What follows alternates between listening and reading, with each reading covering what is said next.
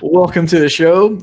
You're here with Mike and Joe, and tonight we're going to go into Michael's story. So, if you're, we did some show prep, we've had some fun. So, for those who are on Yeah. our Discord community, hello, welcome. This is going to be interesting. So, I guess first things first, let's go ahead and do a little quick recap of some stuff that's happened this week. So, as you can see in the background there, we got some stock little tickers.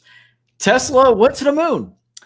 So they shot up and they cracked $2,000 a share. I, for one, am a huge, huge fan of the company. Not a fan of this price, but I'm fully on board with Kathy Woods of ARK Invest. So she thinks they can go to 4,000 as a bear case, or on the low end. Realistically, a bull case of 7,000. And I think Tesla can do it. I'm still waiting for a small pullback before I'll start investing with Tesla directly. Right now, I'm spreading my risk around with all 5 of ARK's different ETFs. So, what else has gone on this week we kind of wanted to talk about? I think from a Tesla standpoint, I think that company's really going to go absolutely insane once you get like solar panels on the roof, and that business is taking off. Yeah, I think that's going to actually be bigger than the car business, the automobile manufacturing. Actually, I think there's a lot of potential there. Tesla Energy will be a bigger business than Tesla Automotive within, I think, the next decade. I think so. People don't realize that Tesla's not a car company. Tesla is a technology company. Specifically right now, they're a robotics company. Their cars are robots. They're working on AI. They've got all the machine learning. They've got several orders of magnitude more mileage data or data in general collected than all of the major auto manufacturers combined. So it's just insane. And I think next year or late next year, they are expecting to have, well, if you ask Elon Musk, he's saying they'll be level 4 at the end of this year, which really means probably 2021, 2022, at which point they're going to launch their autonomous Tesla fleets of cabs. Yeah. So you're going to have an Uber or Lyft equivalent of just self-driving Johnny cabs. Especially like awesome. In the COVID environment, like imagine not having a driver to worry about being exposed to, and then shipping costs. Like if you can get an automated, the companies have been trying to solve this for a long time. If you can actually make it safer and less costly by not paying a driver to drive cross country, because that's a big drain on the economy, is having to pay truckers from a business cost standpoint. Obviously, those people's livelihoods, that's unfortunate that they're kind of going to be phased out, but the reality is like that is what the economy is designed to do, is make it more efficient to move stuff, for instance, and that's exactly what they're gonna. Well, here's something too that I was watching one of the videos with Kathy Woods, and she was quoting the National Transportation Safety, whatever it is, the one NTSB, NTSB did an investigation of the Tesla guy, the driver that got killed when the car whatever happened. And the actual investigation went in. They figured out what went wrong. One of the findings that was very, very kind of like under the radar is you're 40% less likely to die in a car accident if you drive in a Tesla. That's huge. So, yeah, I think they're going to be the wave of the future. They're eating everybody's lunch in the EV space. But this isn't going to just be the Tesla show, okay, guys? Just kind of doing a quick recap of what all went down. I see the... Hey, Plumber's here, and we are getting dabbed on, apparently. Yep. Comments are going nuts over here. So anyways, as always, you guys know what to do. Smash that like button. It helps out with the YouTube algorithm. Hit the notification bell and actually subscribe first, then hit the notification bell so you get all of our future videos. We are not just doing Red Pill University. We've got other stuff coming. We already have Red Pill Women. That's kind of on hiatus right now. But we'll eventually revisit that. We're going to be doing something more financial motivated on our finance channel show, probably on Mondays, because Mondays, just it works. So what else has gone on this week that's really noteworthy? The Democratic and Republican national conventions. Exactly. I don't know if you can see it here. I got my Reagan t-shirt. Tons of rhetoric. Yeah, it says, I smell hippies. Really, I think it's like, man, hippies are nothing nowadays. I think everybody should be concerned. Me personally, I think folks should be concerned about the whole Marxism stuff. That's some really diabolical stuff going on right now. But it's politics. It is what it is. The the DNC last week was kind of a snooze fest. Last night was interesting. I didn't watch a whole ton of it. Yeah, we skipped it last night, and it was just, it wasn't that good. Then I watched last night just because it was fresh in my mind. I wanted to see a comparison, and I was impressed. I think, what's his name? Scott Dilbert, the guy who does, what's his name? Scott Adams. He dissected the thing last night, and it's actually pretty good. If you go watch his insights, I should probably put a link down below, but just look up Scott Adams. He does this thing where he just kind of drones on over coffee, and he talks about the persuasion aspects of the Republican National Convention and what they did right and how they just crushed it. The language that they used, the visuals, the message, they're way more persuasive than the DNC is, and it's really fascinating. Yes. I like these books like Robert Cialdini, Yes, Persuasion, all good books.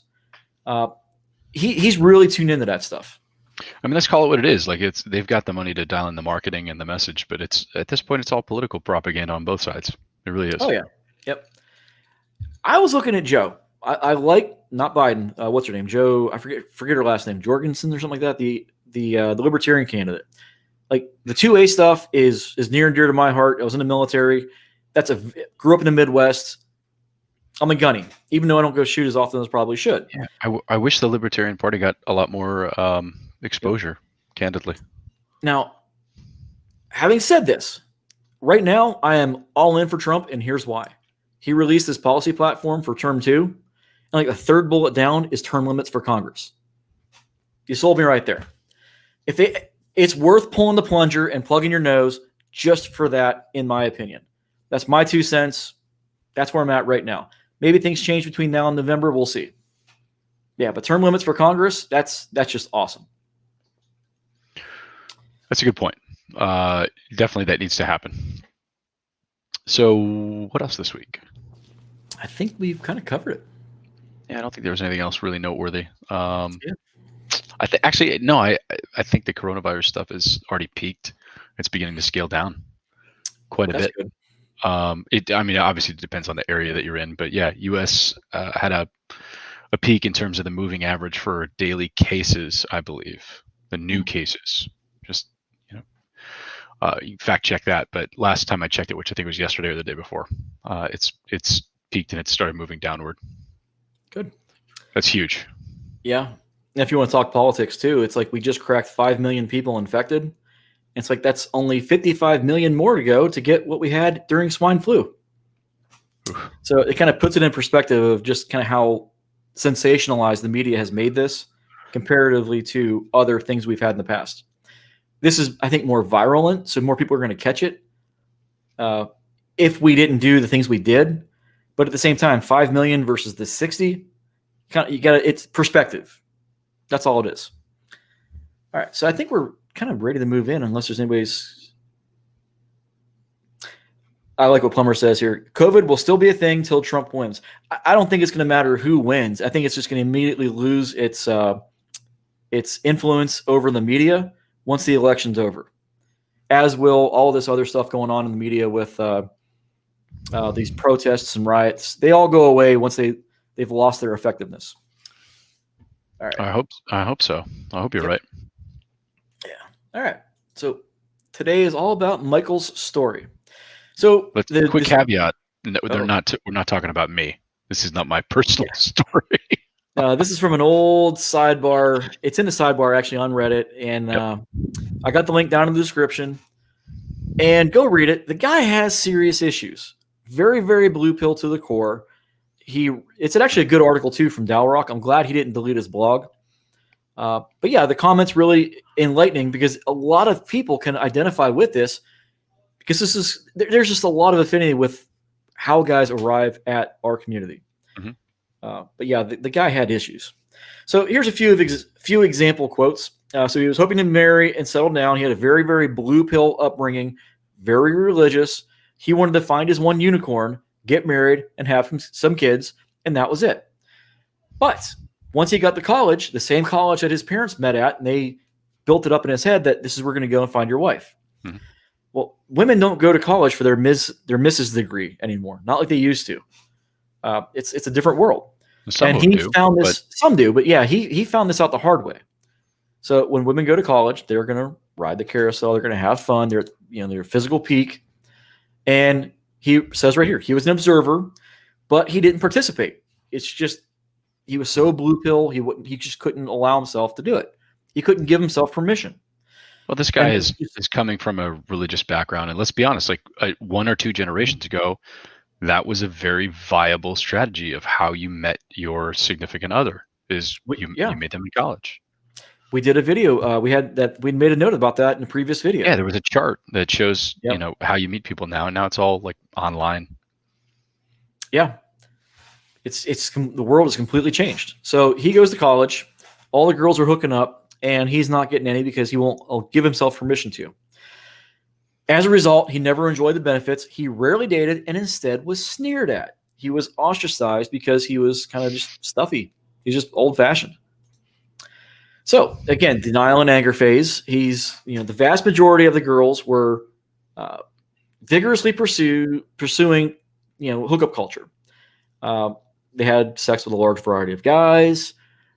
What he calls lily padding, we would now call either branch swinging if they're in a relationship, or carousel riding if they weren't. It's all the same thing, though. It's just hookup culture largely. Mm. So they do anything for they have fun. They go from guy to guy. That's just the way it is in college. Some guys can do that. Not all. Usually it's those top 5, 10%ers. Some guys can do what? They can do what the women do in terms of hookup culture. Oh, yeah. Like most guys are going to be completely locked out of that. And a few guys are going to hook up with like the lion's share of the girls. It's going to be your college athletes, guys with sky high status. It's the Chads, so to speak. Yeah, it's the sexual marketplace at work is what you're talking about. Exactly. We've talked about that before. And many times. And the main takeaway from these slides right here is that this guy was like hyper blue pill, just very, very old fashioned. And a lot of guys that arrive at this community were raised the same way. They get out into the world, they experience the sexual marketplace for themselves, and they realize that what they were raised to believe they would get as far as the benefits and rewards for following the blue pill script does not apply at all. Does not meet reality. Yeah, just kind of the roadmap that they've been given is just it takes them to a place that doesn't exist essentially for the vast majority of the guys. Yeah. And then you actually had some notes that you texted me earlier. I'm going to see if I can bring those up right quick because it was it touched on this as well, and I can't. There it is. Yep. The outcome independence, he lacks it. He has no abundance. He has no. He never even started. He's stuck at zero. It's hard to have abundance when you're going into a situation like Rhinestone talks about, like you cannot be pursuing a relationship as a guy. Generally speaking, it's a bad look. You got to be open to a relationship. And the reason why is all the things we've talked about. It's like, women will keep guys on the back burner for, by default and have the pluralistic strategy. Yep. Yeah. We call them orbiters. Really, a lot of these guys are just, in case of emergency, break glass for dick, or break glass for a relationship, or break glass for dinner date, or break glass for a guy to drive me around town because my car's in the shop. Guys get put into the back burner for a variety of different reasons. Yeah, and it goes back to your point about outcome independence. Like, this guy was clearly going into his college experience with a specific expectation in mind. Yep. Right, is to go find one special girl that he could connect with, and that it just didn't end up happening. Which we have right here. He remembers how much it hurt. He had one-itis for a girl, and she rejected him. And yeah, I think everybody's been there at least once in their life, where you see a girl you're really interested in, and then you get rejected, but then there's more. Sorry, I think I cut you off. Sorry about that. No, I was just saying it's a classic case of mismatched expectations, right? Yeah. Yeah, and his expectations are wildly out of sync with reality. Mm-hmm. So he has one-itis. He's got his sights set on this one girl. He says right here, we had a lot in common, with 2 L's. And he pursued her like the complete gentleman. There's your fedora tip, guys. Mm-hmm. So he eventually got turned down, and the same weekend, she's getting her back blown out by some other dude in the room next door. Yeah, it happens. Yeah, totally. So yeah, the guy who lived there was a super scraggly, unattractive, heavy drug user, covered in tats, majoring in music studies. A musician. There you go. So we've talked about this before too. Like when women see status in these younger guys and they don't have the life experience just yet, one of my observations was that they're not attracted to their current status, it's the perceived potential status. So your guys are sometimes it is, sometimes it isn't. Yeah. Sometimes it's just like, hey, you got up on stage on a Saturday night with your little punk rock band, and exactly like the garage bands, the wannabe DJs, the wannabe this, the wannabe that, and you got some attention on you, and that that gives you status in that particular situation. So yeah, a hired DJ at a house party is going to have some of the highest status in the house party. If he's good, yeah. Well, yeah, because a lot of the girls are going to go to him because they want to get their songs played. He's that barrier to getting what they want. Yeah, he's the gatekeeper of the music that they want to hear. Yeah, I think we kind of just stumbled onto an actual concept right here that women are attracted to gatekeepers. If you think about it in that sense, men are the gatekeepers to relationships. Men are the gatekeepers to a variety of things. Commitment, yeah. Commitment and real, like we just, So we've talked about this before, but I think this is something we should probably talk about a little bit more. Well, it's pretty. I mean, it's pretty straightforward. Like, what is the ability to have the keys to that unlock that particular thing? That's power. Straight up, you have power. Yep, and power is awesome. It's a great status tool. We see this in what was his name? It can be abused or misused, but still, it doesn't mean that women won't be attracted to it. But it goes straight to the status piece. Is why do you have status? Yeah. And we talked about it's something you are, something you have, and what was the third one? Something you do. Something you do. Yeah. So if you have power, I mean, you legitimately have actual power. Of you want me to play a song for you? I'm the DJ at this party. I'm not gonna. I'm not going to play that, or stick around. Maybe I will, or maybe I'll get to it. It's something that he's doing in that scenario. Something that he has. He has that power to be able to hit the play button. He's got it. Yes, but it's in that context, it's something you do. What he does is he's the DJ. Yeah. Mm-hmm. Or something you do, something you are. There's a lot of overlap. Yeah. All right. Where were we at here? Okay, so he's pissed off. Go ahead. The difference in expectations. Yes, that's what this is. So the plight of the blue pill worldview. As the years pass, the same thing happens to this guy over and over again. We get it, and same general, consistent kind of results. He's looking for a girlfriend or a wife. He wants to wife somebody up, and he's constantly getting friend zoned or just rejected. And the girls are going out and they're hooking up with somebody. Okay. So he gets into an LTR, or he's looking for an LTR. He would meet and trade numbers, talk, feels that she's a good person, and the same thing happens. Okay. Mm-hmm. So, and again, like I said, he's coming from an extreme, I just went blank on the opposite of abundance, the scarcity mentality. Scarcity. Yep. Mm-hmm. So as time, now this is where things get interesting. So as time goes on, he's labeled the husband material by girls on his campus. And that plagues him until his 20s without getting any. Yeah. So 0 dates. Oh, yeah. We've talked about this before. And it's kind of an accepted thing in the community where I think everybody's seen this now, where women will put you into different buckets based on what vibe you're throwing out. If you're throwing out boyfriend/husband vibes, they're going to put you into that onto the back burner until they're ready for a boyfriend or husband. If you're throwing out Chad, player vibes, then they're more likely to hook up with you. So the more you project that you want to date and be and do a serious relationship thing, or that you are dating. Well, there's that, but women are way more likely to hook up with you very quickly if you're not putting out boyfriend vibes, which he was. This is why he wasn't getting any success, any abundance. If you're in college, if you're in a situation or it's tough to do that right now, but if you're in a social situation or just an area of your life, maybe you're in the military and you're in dorms, you got to play to your strengths. And we're going to talk about that in just a second. Yeah, don't limit your options based on preconceived notions. Yeah, this really underscores your point earlier about the scarcity. Is this guy's super needy? Yeah, super needy, unfortunately, and that's just, it's so counterintuitive. Like, you're not going to get, people don't want to be around needy people, like least of all women. I don't think it's a gendered thing. I think it's just everybody. No one wants to be around someone that's of value suck. Yeah, it takes all the energy out of the room. No. All right. Let's see here. Party guy. Oh, so here we go. So party guys, flash and pan athletes, loser guys in bands, DJs, club promoters. You also, one that he didn't put in here, you'll see too, is bouncers, general managers of clubs. In the nightlife industry, the highest status guys in the in a venue are going to be your bouncers, bartenders, and the guy running the show. Yeah, I was going to say bartender. Yeah, they have the ultimate control over whether or not you get the next drink. Yep. So basically, the more of a loser the guy was, what he perceives as a loser, the more the women would have sex with them. Hot sorority girls flocked to the football players, blah, blah, blah.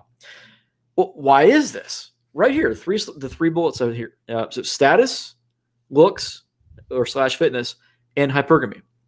So status, we've done several episodes now on this. Go watch them. Improve it as much as you possibly can. Something you are, something you have, something you do.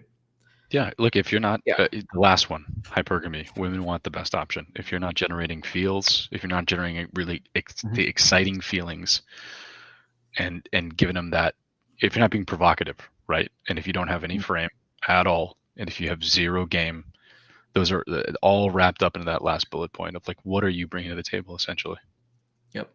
And then this middle one right here, looks and fitness. This goes back to one of the things you texted me earlier. Improve what you can, minimize what you cannot. Not everybody gets to be an astronaut. Not everybody's going to be 6'4". Who cares? Deal with what you can. There's no reason you can't go put on 20 pounds of muscle in 2 years. And if you're a newbie, you're going to get probably that in 1 year if you work out consistently and eat right. You can get the newbie gains. Yeah, you can absolutely do 12 to 20 pounds in a year of newbie gains. It's 100%. And understanding what you can and cannot control is key here. Talking about what we texted back and forth before the show, I think it goes to your outcome independence, right? Is if you can truly accept that, like, hey man, I can't control whether anybody else wants to hang out with me, but I can control whether I have a good time. And there's bound to be some people that relate to you if you're a person that's worth being around. Right. So, the main takeaway right here is that these girls were ignoring this guy because he didn't bother to improve himself. He went in with way too high of expectations. He had a blue pill upbringing.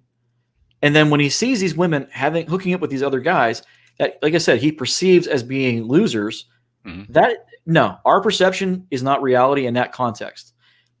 How we perceive guys isn't how women perceive guys. It goes back to what we were talking about a little bit ago, where their perception is reality. And that's true of anything. Their perception in this case is that these guys are way higher status on the socioeconomic ladder, way better looking than maybe he was, or taller, or more fit, what have you. So, again, hypergamy doesn't care. And for those that don't know, Briffelt's Law, we got videos on that. Go watch it. And there's this old saying, it's just your turn. So we don't own women. You can only be her number one for maybe it's forever, maybe it's not. But it's just your turn. Don't get butthurt if someone dumps you because you let yourself go. That's on you. The statistics aren't with you if you're expecting to be with one person for the rest of your life. It's just not. And we're getting to that in just a second. I think I went back. Nope, that's right. All right. So now he's 32, successful. Women are hitting on him. Again, the Matrix reveals itself. In his mind, these are the same women who rejected him. Again, this is all in his head. So he's not interested. And here's that religious upbringing. The Bible says, to the effect, don't forsake the wife of your youth. Now, this is actually something that's kind of important. And we're just now kind of starting to understand. And I kind of talked about this right here in the bullet. The dating paradigm flip-flops as we age, and it really becomes evident in our mid to late 30s. Now that I'm in my early 40s, I have never had more options in my life. regularly matching with women in their teens and early 20s on these dating apps. I've made some mistakes here and there, but yeah, I just set my age from 18 to 25, and I'm getting multiple matches a week. There you go. That I wasn't getting a few years ago. Nothing changed except for how they're perceiving me. That's it. And maybe I got a little bit better shape, but the pictures didn't change. Yeah, you've been lifting. Let's be honest. Like, I did update the pictures once. Yeah. You've been lifting, but no, it's look, you are much more successful. Imagine like how much more are you making than you were 10 years ago? I mean, for me, it's more than twice as much. It's insane. I'd have to think about it. It's a tough one, right? I know after 2012 happened, there was that sequestration, and then I was out of work for 6 months. I took the first job I could get in 2013. I got lowballed. So, but yeah, where I was at before compared to where I'm at now, probably about 50% gain. Yeah, that's huge. It's night and day. Yeah, it's true. Yeah, it is true. But anyways, getting back to the slides here. So we got, the paradigm flips as we get older. He's, again, getting into some nuggets of truth here. So why do the women not at least give him a few years of their youth so that he would have time to fall? Read what he says, because this is actually important for long-term, like longitudinal studies are now coming out. Men are ideally, you're going to get way more relationship satisfaction if you are, this is strictly for guys who are getting married, all right, or doing super long-term relationships. We're talking like long-term monogamous relationships of 30 to 50 years. Those that met their women in their prime, 18 to 25. The guys that do that are way more likely to be satisfied once they've crossed the Rubicon of 30, 40, 50 years. Why is that? It's like he just talked about, the whole Bible quote. Whenever you see the women when they're naked in their youth, it locks into your brain of what they look like. So those kind of like become this mental spank bank material when you're in old age. That's what it comes down to. So it's really funny that what he was getting at from a butthurt mentality, he actually kind of stumbled onto a natural truth that we're finally realizing just now today. I find that part interesting. But no, especially if you're going to get married, and like let's be honest, for most guys, this is still the goal, is to find one person. For many, it is. Nowadays, it might have changed now that our material is starting to kind of go mainstream. But I think a lot more guys are more cautious of getting married. They're way more likely to play the field. We're creating more chads, I guess. More guys are aware of what's going on, and they're more willing to improve themselves, so they don't fall into the pitfalls like guys like I did 10 years ago, or 15 years ago, 18 years ago. Jesus, 20 years ago. Getting old. But yeah, the point being here is, so for women watching this, if you're young, 18 to 25, and you want to get married, you should be getting married 18 to 25. Don't wait. Because again, this is like what we're talking about in just a minute here with the end count stuff. This is important for men, that they marry the women when they're young and hot and fertile. We're going to get into what it's good for women in just a second. The traditional advice is don't get married. Don't get married unless you've got some sort of ironclad prenup, and those have risks too. Or what I mean by traditional is the traditional red pill advice, right? Oh, yeah. So, the nuggets of truth that he kind of stumbles onto. At 30 plus, women's physical appearance has nowhere to go but down. That is true. Men age like fine wine, women age like milk. That's not my quote. I didn't invent it. I'm just saying it. That's kind of the gist of it. You look at guys like Sean Connery. Many women thought he was hot until he was in his 70s. Look at what's the guy? He played Remington Steele and James Bond. I went blank on his name. Pierce Brosnan. He's got to be in his 60s by now. He was just like, one of the articles was like, "Oh my God, this guy is so hot." It's like he's like your grandpa's age now, but they're 19 to 25 and they still find this dude hot. So he's a 10%er. It's not everybody's going to have that kind of luxury of good looks way late in life, and a lot of that's going to be informed by his status. He is a celebrity, rich actor, and all that. Yeah, and before we get brigaded in the comments or hear people take issue with this, like, look, of course there's going to be exceptions, but the exceptions kind of prove the rule, of it nowadays. It's so difficult. It's so difficult for women to have, like, go on Reddit, like women that are 30 plus, especially if they have a kid or if they have their ex issues or whatever it is. They're having a really hard time finding good options for dating. And I know this is anecdotal, but as Joe just said, he's got more options than ever. Yep. So, and as the second bullet right here makes, it's as a 30 plus unmarried woman has a very high chance of having a questionable past and a lot of baggage. And my dating experience absolutely bears this out. So he believes the more men a woman has been with, the less likely she is to be emotionally committed to each subsequent one. And lo and behold, the research does support this. There's the Heritage Foundation and the Teachman Study. I got the link right here. The link's down below. Here's the image. This is women's end count correlated to their divorce risk. Correlation isn't causation, but it is what it is. Yeah. So, yeah. So the one partner, virgin bride, you've got a 75% chance of staying married. So if you're an absolute virgin when you get together, 80% chance that you guys stay married over 10 years. So if they've got, what's on the outside here, 21 or more, 20% chance you guys stay married. So 4 out of 5 couples will end up divorced by 10 years out if she's had 21 or more partners. So It's interesting that there's like the slight dip at 3 and then it bumps up at 4. You see the difference that 5 has. That's a big drop. So it's just a lot of partners are not good for a woman's long-term relationship satisfaction. This is what I was talking about earlier for women. If you want to stay, have a long-term relationship, like I'm talking about, you get married, you have kids, that's it. That's the only person for you. Ideally, that person, you should be a virgin when you meet them.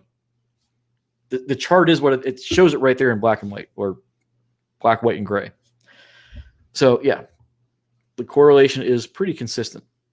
And it makes sense if you think about it. It's like if they've had a lot of partners, they're always going to think in the back of my mind, like, did I get the best option that's available out there? Is there somebody else out there that's a better fit for me? Well, there's that. It's that grass is greener kind of thing where you're wondering. But now not only are you wondering, you've got this whole highlight reel of other guys in the past that you can now compare them to. Yes. So, and that's one of the things I think a lot of guys kind of didn't realize, or a lot of people in general. With women that have a lot of sexual history, you're not competing against the number one guy.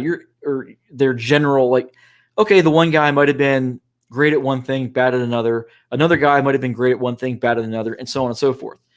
The problem is you're competing against all of them as their highlight reel. Oh man, yeah, you are actually competing against the aggregate of all of their highest expectations. Best. Exactly. So it raises people's expectations to a ridiculous level, and as this chart demonstrates, the more experience they got, the more likely they are to have relationship satisfaction. That is going to, and we know that women initiate was like 70-something% of the divorces. So you put 2 and 2 together, there you go.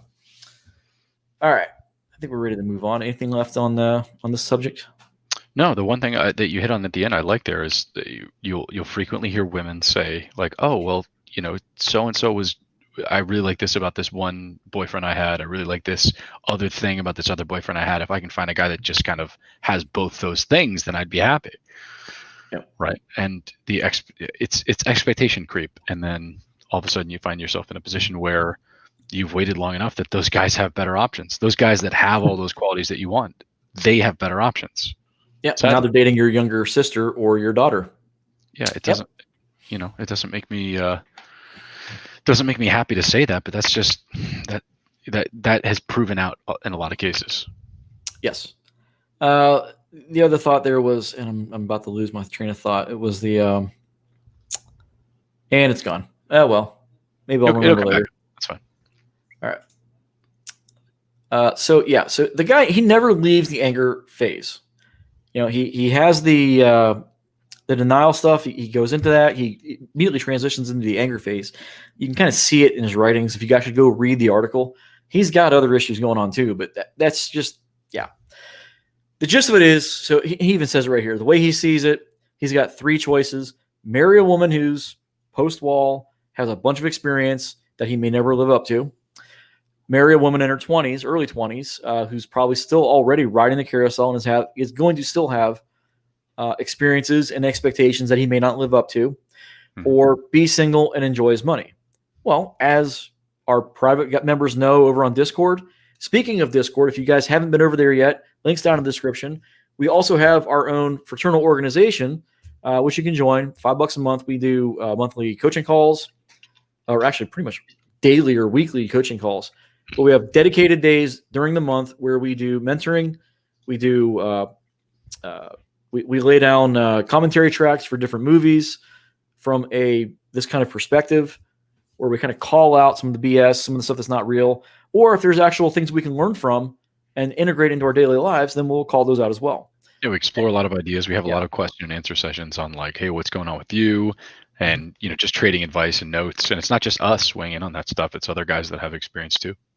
Yep. And we're going to kind of talk about one of those things that happened just today. So, yeah. So anyways, as the guys here all know, these three options right here are not your only options. You talked about the fourth one right there earlier before we started, Mike. Yeah. Number one and two are you can get married to a older woman. You can get married to a younger woman. Or number three is just the MGTOW options. Be single, enjoy your money, and just do whatever you want. And, go travel by yourself to India or, hike in the Himalayas, whatever you want to do. The fourth option, though, is like the Dan Bilzerian option is do number three, but also, date younger women. Is be single, enjoy your money, and enjoy younger women. But don't commit to them. That's the other option.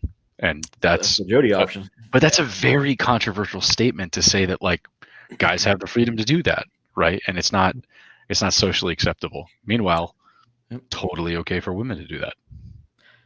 Well, I think it's acceptable now that guys do it. Well, no, you're right. People are going to still denigrate guys who do it. They're going to call them Peter Pans or whatever. But you know what? They can pound sand. So I'm not worried about it. And guys, you know what? We do hit the wall too. It's much later in life. Where it's at is going to vary from guy to guy, just like the wall varies for women, from woman to woman. Generally, for women, it's going to be in their 30s, maybe late 30s. It just depends on genetics and how well they take care of themselves. For guys, it's the same thing. How well you take care of yourselves and genetics. But it also is going to happen much later in life. So anyways. If you're in decent physical shape, especially. Yeah. And I'm not going to belabor the point. All right. So, you touched on MGTOWs just a second ago, and this is where Aaron Clarey got into trouble a while back too, because I'm going to critique the same thing. Guys who go MGTOW, who do it because they see others doing it, and they're just scared of failure, rejection, what have you, you're punks. You don't know what you're doing. You're jumping the gun. Go out there, live life, get the experience. If you arrive at a point in your life where you realize, you know what, the juice isn't worth the squeeze, you've got bad experiences, it's not worth it to you, then that's fine. It's understandable. But if you're doing so before you've gotten to that stage, before you have that experience, you're pussying out. Buck up, go out, get the experience, then decide. That's my only 2 cents on that. All right, moving on. So, bro tip number 4, moderation's the key, or you'll end up like D, or you'll end up like me. So this story, neither one of these are me, by the way.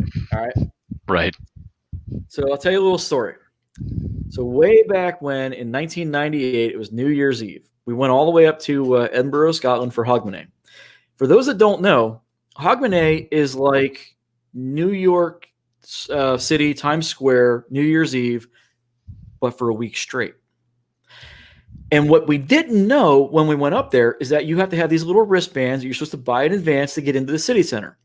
Well, we didn't know this, so we get up there, and lo and behold, we find out ahead of time that you need these wristbands. So what we did was we figured out, go into the city and just stay. Because if you go home, back to the bed and breakfast, and you try to go back into the city after a certain time, that's when they're going to search you.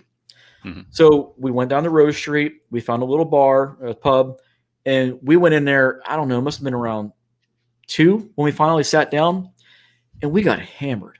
My last memory was around 6 p.m. And what ended up happening was earlier on in the afternoon, or earlier evening, we met this South African lawyer and his model girlfriend or wife. And she was like blonde, big boobs, hot as hell. And this guy must have been in his early 30s. He's like, "Oh, Yanks, Americans, hey, you guys are all cool." And he brought us into the group. There was like maybe 6 of us, him and his girlfriend or wife, and I think 2 of his friends. Well, anyways, long story short, we've been drinking since like noon. We get there, we'd already been drinking for maybe an hour or so. So yeah, it's just long story short, we start getting served pitchers of vodka and Red Bull, pitchers each. So, oh boy, yeah, man, we got hammered. So, anyways, my last memory that night was around 6 p.m. And at some point, somebody snuck out and they brought back McDonald's for us and shoved one in my face. And then the next thing I know, where it's like they're dragging us all out into the street for the fireworks, and they're popping champagne. I'm getting soaked. Everybody's having a good time. I can't remember any of this.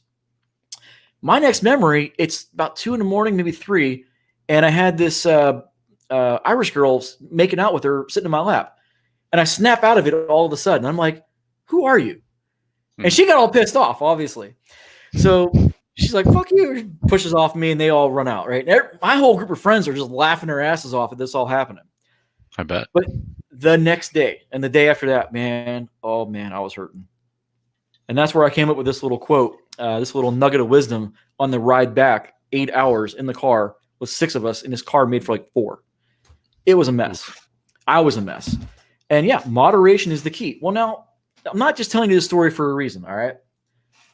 Moderate your drinking, especially when you're in that learning phase, trying to build competence. Competence builds confidence. Well, when you're out there building competence, stick to a 2-drink limit. All right. When you go to the bars, go to the clubs. You don't want to get sloppy drunk because you're going to forget stuff. You're going to be uncalibrated. You want to get the results in a purposeful manner. You do that by keeping your wits about you. Oh man, there's so many downsides. I've been as guilty of this as anybody. If you go back and watch some of the early videos, like totally drank more than I should have.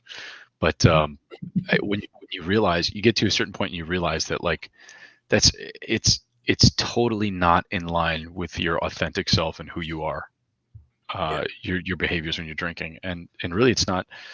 My little takeaway here on this tip is don't get stuck on shame. Don't get stuck on being ashamed of your behavior. Like everybody's made bad choices in their life one way or another. Maybe you've done that around drinking, maybe not. But the reality is like learn to dislike. How did it is written put it on his article about kicking your bad habits? I think he said something along the lines of don't hate yourself, hate your bad behaviors. Like just dislike your bad behaviors. You made poor choices. Yeah. Just dislike own your that. shit. Yeah, just own that behavior, dislike it, and figure out a way to move on. Yep. All right. Speaking of moving on, moderate your social media and dating app usage. Don't go full Oonga Boonga, or you can find yourself banned. All right. I love this. Yeah. So this happened to one of our guys today. So he went a little too hardcore on Tinder and found out where the line was the hard way. Yep. So yeah. So I think we can, we can head back to the comments here. Is there anything we need to catch up on here? Oh my goodness, there's a lot of comments. Let me see. We got any good ones? There are some good ones actually. I can pick a couple out here. Small wall. Damn, I thought it was actually Mike. No, that's not my life story. It's sad. Mine's crazier than that. I actually worked through college. I didn't have an expectation of meeting anybody. But yeah, it's my story's crazier than that. But I don't recommend going into college or any other experience with that expectation in mind of like, oh, I'm going to find the person that's right for me. Which one are you on right now? Because I'm actually not following. Let's see. I am scroll past all the Oonga Boongas, and I love the name though. Spiritual NoFapper. Yeah. What's popping? Not much. Just doing the weekly stream. Let's see. The Plumber Speaks. Red/blue dichotomy. All different versions of collectivism. We need a party that is for people and liberty and not the nutty libertarians. Like, yeah, it's couldn't have said it better myself. Like, individual liberty. Here's what people get wrong about individual liberty in this country. It's not something that's given to you. It is self-evident. It is preordained. You have it. Your freedom is yours. Nobody can give it to you. It's already yours. And once you understand that, and this tracks to what we talked about in tonight, is figure out what you can and can't control, right? Like, certainly there are power structures in place. Certainly people have power over you. The government has power over all of us, right? That type of thing. But your freedoms are innate. Kind of follow up on this as well. So one of the parties that I really like that I'm sad is not getting more due is the Constitutionalist Party. They kind of talk about it just gets rid of all the scope creep that the government has kind of developed over the last 240 years, 43 years, 44 years. Jesus, time's flying. Yeah, and what you're talking about with the liberty, where it's all self-evident, the government, the Constitution in particular, doesn't give you rights. It restricts what the government can do. It's a reframe that a lot of people forget. They think that the Constitution gives you your rights. It's the opposite. You have all of these rights naturally, like Mike just said.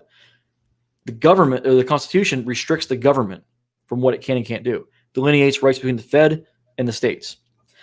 So, good example of this, which I've talked about before, kind of hinted at earlier on. Everybody has the natural right to self-preservation. If someone tries to kill you, the whole Malcolm Reynolds. If someone tries to kill you, you try and kill them right back. You have the absolute right to defend yourself. But a lot of these states, the Fed, they have kind of intervened with that a little bit by putting restrictions on what you can and can't do. This is why I think it's not a good thing when they restrict how you can defend yourself, or what they set a framework of what you can and can't do.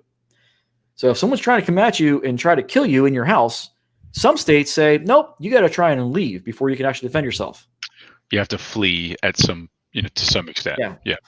You have what's the thing called? It's the someone posted in the comments what it's called. I forget the name. It's the what's the opposite duty to retreat. It's the opposite of stand your ground.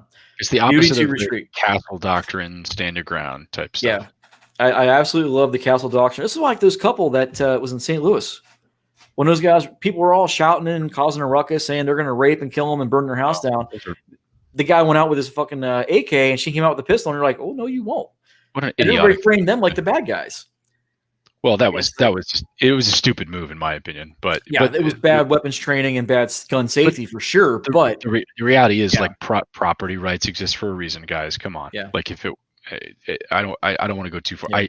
I actually prefer philosophy to politics, so I don't like it. I don't like getting into that stuff as much as Joe does. But clearly, like, that was a bad exercise of judgment on their part.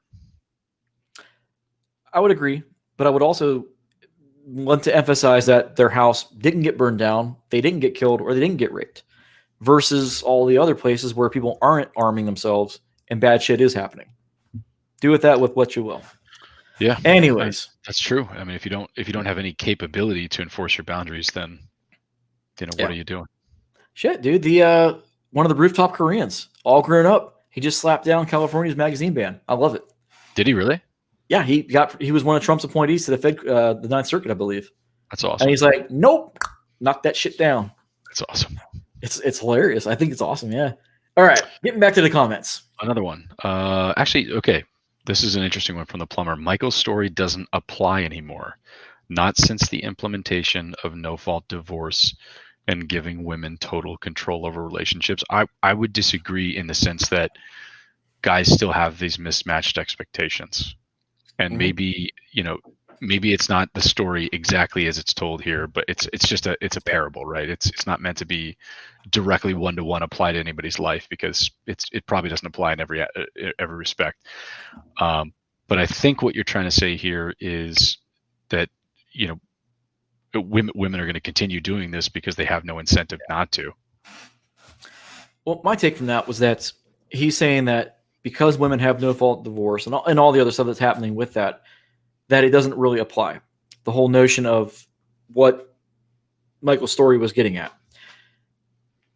And I'm with you, Mike, that it is kind of really not, it's a non sequitur because his perception, the way he was raised, it doesn't matter what the laws are. He was still going to think that way, even though, actually read the comment here. Michael's story doesn't apply anymore, not since the implementation of no-fault divorce and giving women total control over relationships. But it does apply because it's what guys are raised to believe. It's what they're raised to think. Even though the reality on the ground, you're absolutely right, Plumber, it doesn't apply. But it's that perception that guys have, thinking that their old ways, the old guard way of doing relationships is still in play, when we know it's not by and large. So in the case, it's both Mike and the Plumber are right.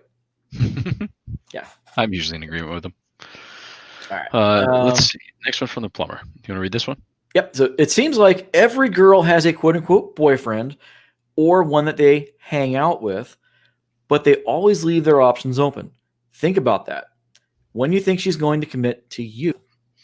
Oh man, this is a really hard pill to swallow for a lot of guys. Yeah, women have. This is where orbiters come into play. If a woman has a lot of orbiters, you're not her. Yeah, you're just there. You're a placeholder in a sense. In a lot of cases, totally. This is where women keep a lot of guys. I said it earlier in the show. They keep guys on the back burner for a variety of reasons. Mm-hmm. Some it could be to hook up with. If her and the main guy break up, maybe one guy she just taps for attention and validation, like you've talked about. Mm-hmm. So I've had experience with this myself. When women have a lot of guy friends, huge red flag. Don't wife them up. Don't take them seriously for long-term relationships. The amount of red flags, it's just a lot of baggage. The main thing to take away from this is that if you're in a relationship, you should be the number one guy on their brain, generally speaking. And this is kind of how you can tell when women are getting into trouble at work with the work husband or are going to branch swing with you to somebody at work. When they start talking about other guys at random times when you guys are together alone in private, maybe you're watching TV, she's cooking dinner. Man, did I tell you about what Mike did at work today? And then a few days later, I can't believe Mike said this. I can't believe Mike did that. Blah, blah, blah. You get the idea. The exception is if you know people, if you both know people, right? Like if you're in a relationship and my wife and I go to the same gym and we know all the same people. And so, so-and-so said this. Like that's different. I'm talking about when it's a one-off where they spend a lot of time together and she's got another man on the brain when she really shouldn't. It's not when you're around and has nothing to do with you. Yeah. And that's a separate relationship. That's not good. It was funny when you said that. I had to think back and I was like, did my wife have a bunch of guy friends when I met her? And I literally had to go back and remember. And no, thankfully she didn't. Yeah. She had a bunch of red flag. Yeah. No, I agree. Yeah. Yeah. Especially when they talk about how, and this is a very kind of trope thing now, but it's very real, where they say that they prefer guys as friends because women are too catty. Well, it's like, no, the guys will let you get away with bad behavior because they want to hook up with you. Whereas women will they'll call you out on your bullshit. That's what's going on there in a lot of cases. Also compete with them. Oh, yeah, there's that as well. But yeah, generally speaking, it's they don't want the competition. Like, who could blame them, right? I think a lot of it's just the ego validation where they get what they want from the guys, the attention and validation, lack of competition, lack of accountability for poor behavior. Mm-hmm. Again, why? Because the guys want to hook up with them. The women know this. It's all they maintain that plausible deniability. This can get people in trouble. So not knowing where you're at in that hierarchy, especially for guys that are super blue pill, who think they're the boyfriend. We've seen this in social media where the guy's like, oh my God, I had this great thing with my girlfriend. And then the girl's like, oh no, we're just friends. My what? I love you like a brother. And then the guy's soul's crushed and, they didn't realize expectations. They were out of sync with reality. All right. Let's see here. If she's willing to cheat with you, she's willing to cheat on you. That's a fair 100%. Approximation. Yeah. She's just okay. Yeah, we've kind of talked about all those already. Yeah, there's some like platitudes in here, but stuff that's commonly said, and there's all nuggets of truth to it. But we're trying to go a little bit deeper than just the surface level stuff here. I said, let's see. Well, here's one right here. Never ask a woman what kind of guy she wants. She will only tell you the guy her logical mind would want, not the guy that what's around.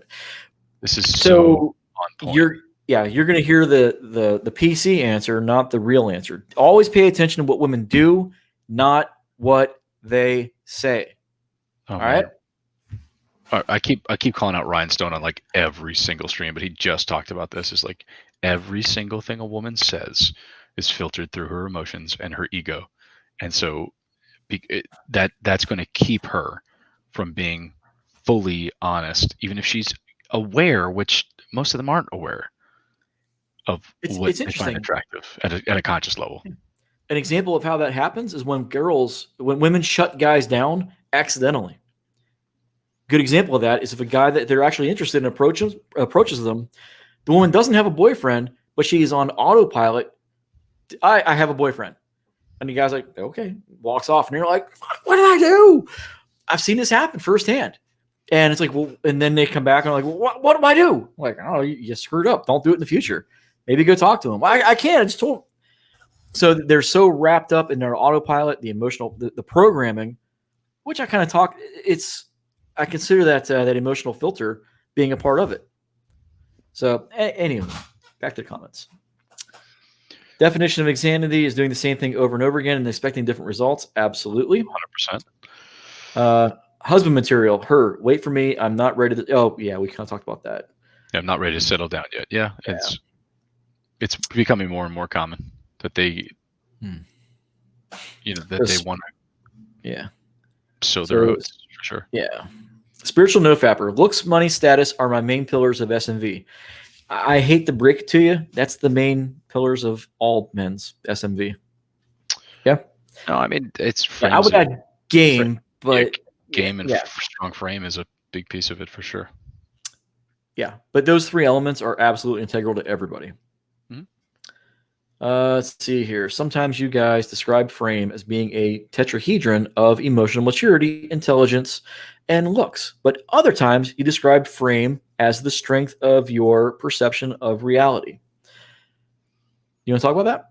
That's a good comment. That's such a good comment. So when you talk about the strength of your perception of reality, how do you develop your worldview? We talked about frame being your mental point of origin, right? I actually pulled up Man in the World's article that he wrote on MRP, and we referenced this back in the frame episode. And he talks about misconceptions. A lot of guys that are misguided, whether they're beta guy or not, they really think that frame is just a mask that you put on. Frame is how you are trying to be perceived, and that's not it at all. It's not a mask that you wear. It's not how you want to be seen by other people. It is your view given your emotional level of maturity, right? Your level of intelligence, your looks. Really, it's your worldview and how you view yourself, how you view others, and it is your inner and authentic self. And the only way to have a strong frame is to live congruently with that inner self and express that outwardly. And in a consistent and congruent manner to whatever your worldview is. There's another way that we can look at this that will kind of summarize it pretty succinctly. And you know what that's called? Inner game. So for those that are old PUA style guys, outer game, inner game, what we call frame is what they kind of used to talk about being inner game. It's what Mike just said. It's that internal compass of how you perceive yourself, that inner perception of your self-worth. Yeah, it's not I want to be clear because he makes the distinction on this word perception.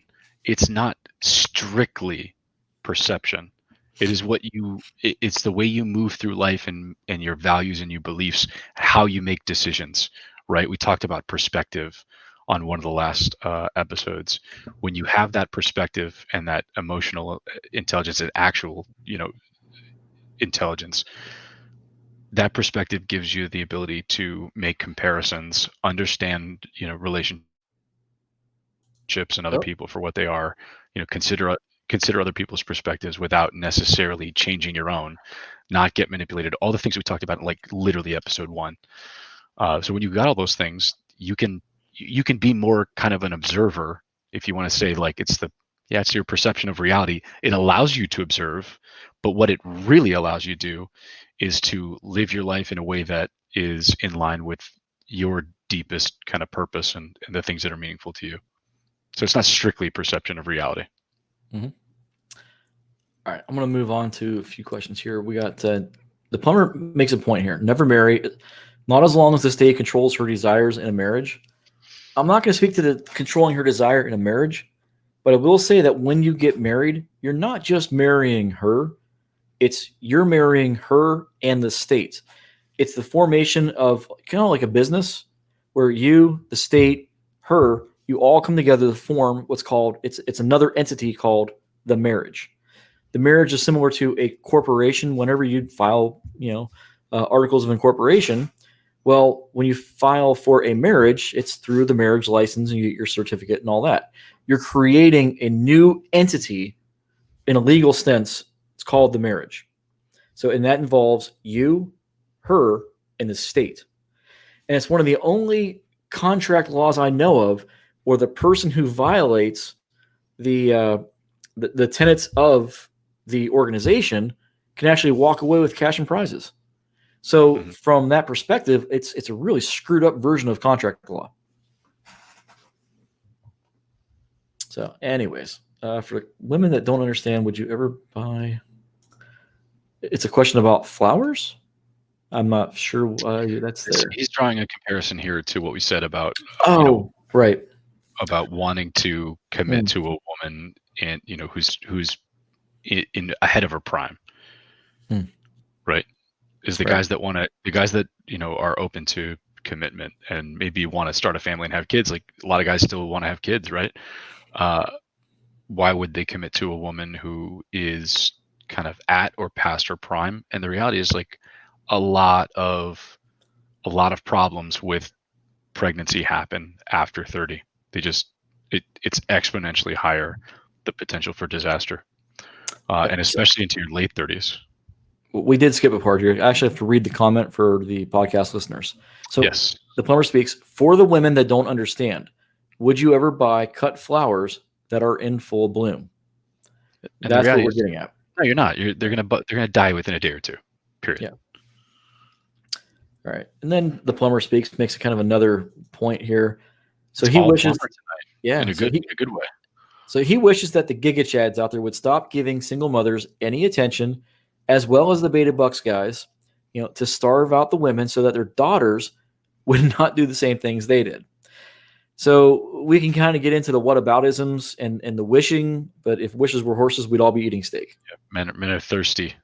Men are thirsty and are going to keep at it. It's never gonna go away. Best thing you can do is just distinguish yourself from your peers. Period. Yep. If you can't be in the top 10%, then be 10% better than your peers. Yeah. You don't have to run faster than the lion. You just have to run faster than everybody else, right? Yeah, than the slowest guy. Exactly. Yep. That's funny. No, but we just go back and watch the sexual marketplace episode. Yep. Let's see here. So Daniel Ernest, he has his hair has started thinning. Just shave it off, dude. Yeah, this is something that Neil Strauss said years ago. I think it was Mystery told it to him, actually, was that balding isn't a choice, but being bald is. Mm-hmm. When you take that control and you just bick that shit off, it's going to look way better than trying to maintain the comb over and cling to whatever little hair you may have left. Because whenever you do that you're fighting nature in a sense. It just screams of desperation. And also, dudes that bick that shit and then grow their goatee, look at The Rock. Look at all the action stars. They've all done it at some point, it seems like. Don't get me off on a beard rant. But if you can grow the hair on your face, do it. Yep. Yeah, absolutely. The other thing is like the Bruce Willis kind of approach of like just buzz it down really short and just keep it nice and tidy, and it'll look nice. Jason Statham's another version of that. Exactly. He buzzed it for a while and then he just shaved it. And he's got like the consistent kind of stubble looks. Yeah, it's a good look. Yep. It's a great look. Do that. And if you can stay consistent with it, even better. And if you have muscles like Jason Statham, then you're set. Anybody can get muscles. We've had some guys who are starting from below average, and they're getting there. They're working on it. And we've talked about this just recently about newbie gains. It's really interesting how the energy systems of the body are just so not used to producing that you can produce quite a bit of results in a very short amount of time when you first start tapping them. Mm-hmm. So you'll get up to average and then some within a year. It's very easy to do. You just got to put in the work and have the protein intake. But come on over. We got guys who are training all this stuff. All right. Let's see. Moving on to the comments. We're getting towards the end here. Let's see. It's politics. I'm trying to avoid those because we kind of covered it a little, maybe too much in depth earlier. Yeah, there's a comment about politics being cringe. I agree with that. You should just do deadlifts instead. Shibbity dibbity. Speaking of shibbity dibbity, question about orbiters. Is a girl having any orbiters a sign that she is keeping someone on the back burner, or is it only if she has a lot? Yes. Yeah, I would say if she's got guys that are kind of especially feeding her attention and validation in a bid to try and get something out of it, like you can recognize instantly if other guys have covert contracts about things. You know, once you have all this knowledge and pick up on the indications, and if a woman is keeping a guy like that around, she appreciates the attention and validation, and she sees something in him, right? Whether that's beta game or not. And in reality, if women don't have better options, they will get into a relationship with a beta dude, and it doesn't usually end well. Yeah. And a really simple way to check and see if these guys are orbiters is just to see what kind of shit she's texting. Is she sending them beta bait? If she is, then she is roping them in purposely, whether she realizes it or not. It's one of the subconscious things. Sometimes it's overt. So what you have to kind of look out for is if she is actively dismissing and shutting down that attention, then that's the positive sign, right? Like not necessarily if she has guys in her life, because who knows what she was doing before you met her. But the reality is, like, if you are worth the time and attention, she is going to direct her attention and time toward you, and she's going to I don't want to say outright reject, but she's certainly going to be dismissive of that attention and validation from other guys if you're a high value guy, if you're worth it. Now, a really simple red flag to look for is if she's texting guys all afternoon, all evening, all night. If she's got a constant stream of guys, she's chatting up on Facebook, via text, via Instagram, you got yourself an attention hoe. That's just the way it is. So just be mindful of keeping your expectations in check. Realize it might only be your turn if that's the case. Maybe that you guys do have some sort of moment where she realizes that she isn't going to get better because you have amped up your status, your game, your presentation, all of it. So it's kind of like the original 100 series was all about, was improving yourself to be the best version of yourself. And if you do that, especially if this is one of the interesting things, is when you're in a relationship, if there's a lot of foundational problems, when you maximize yourself in that sense, when you optimize yourself, a lot of those issues go away, especially when they start seeing that you have other options. That's really interesting how that can fix things. This is actually the whole concept of the Athol K book, the Mirrored Man Sex Life Primer, the map. Back then, I think it was the male attraction plan or something like that. He changed the name to be more friendly, but yeah, the whole concept was to make yourself the most attractive version of yourself. And then if the relationship does fall, then at least that way you're ready to go for the next one. You're going to have a much easier way of attracting women when you've got your shit together. So even if the relationship does fall apart and she doesn't follow your lead and kind of fall into your frame and things don't work out, oh, well, you still have other options. Yeah, it's the difference between, like, there's a great post today about the dread ladder with, I think it was Tyrod Biggums on MRP about, don't actually run dread as a covert contract. It's just a recipe for disaster. Now, he goes so far as to say, like, all dread is a covert contract, and I disagree with that, but that's a little bit off topic. I guess my point in bringing that up was when you talk about your motivations for doing something, right? Of if you're going to go through all this self-improvement, don't do it with the one goal in mind of, we talk about don't make women your mission, don't make a woman your mission. Yep. Don't do all this stuff just to go out and get laid. Like, do it to be a better person, and that will put you in a position to have better options. That's the difference between a strategy and a particular motive of, I want to actually go, get laid. That's my goal.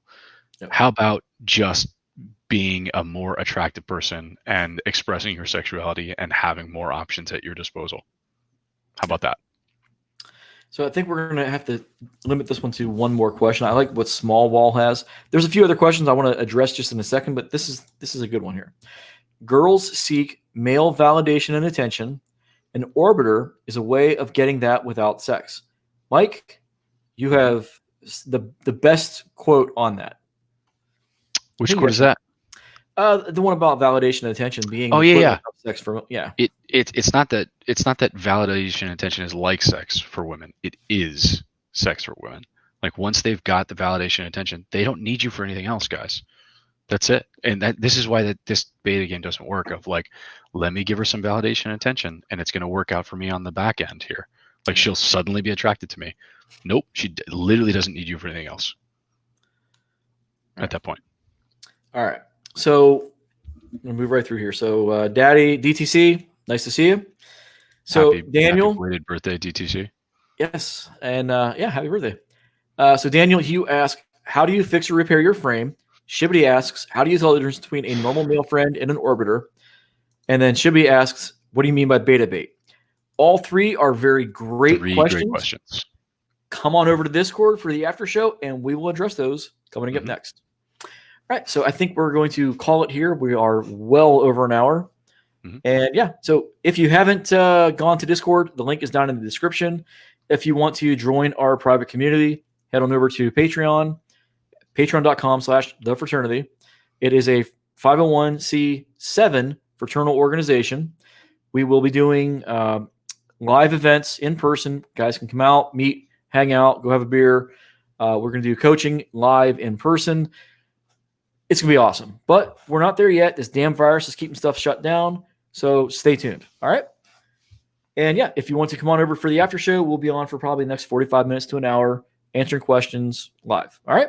We will see you there. See you guys.